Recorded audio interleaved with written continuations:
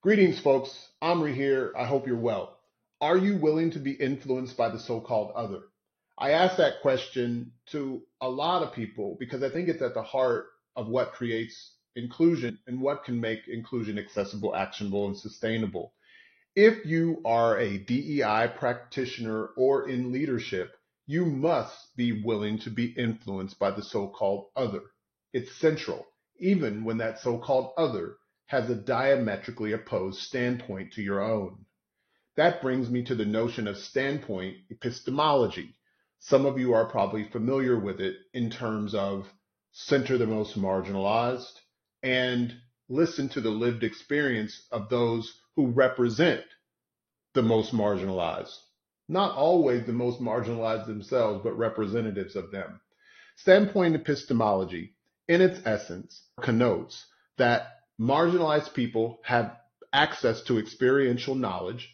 This knowledge is specialized to an extent that it should be included in research questions and solving situations or problems that are of immense importance to many.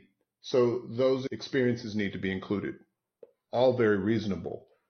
What challenges me with how it's practiced, not the notion of standpoint epistemology. When we hear center the most marginalized, what we don't necessarily do is center fully the most marginalized.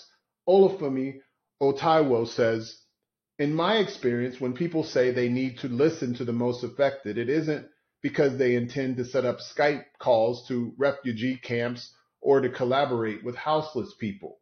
Instead, it has more often meant handing conversational authority and attentional goods to those who most snugly fit into the social categories associated with these ills, regardless of what they actually do or do not do, or have not personally experienced. He goes on, and this is something that's resonated with me. So if I say, as a black man, we've heard this a lot. This creates a certain deference. It means because you have this identity, you must be listened to, full stop. Not challenged, not contested in any way. And if somebody does, they get canceled or shut down or what have you. So Taiwo says, the forms of deference that often follow are ultimately self-undermining and only reliably serve elite capture, the name of one of his books. He goes on, the control over political agendas, this is what elite capture is, the control over political agendas and resources by a group's most advantaged people. He continues, if we want to use standpoint epistemology to challenge unjust power arrangements, it's hard to imagine how we could do worse. I'm seeing this quite a bit in the DEI space. I want to dig into it. I want to explore it. This is not about right or wrong. If you know me, that's just not how I frame the world.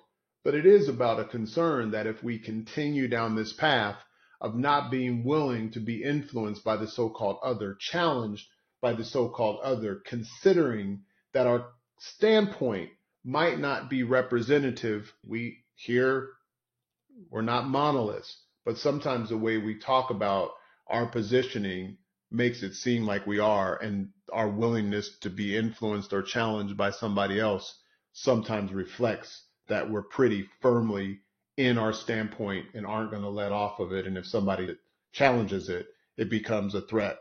And it's not a threat. It's just another perspective or another standpoint by which we can learn from. So I hope that was helpful. I also hope that you subscribe to our Substack, Reconstructing Inclusion. Make it a great day. Peace.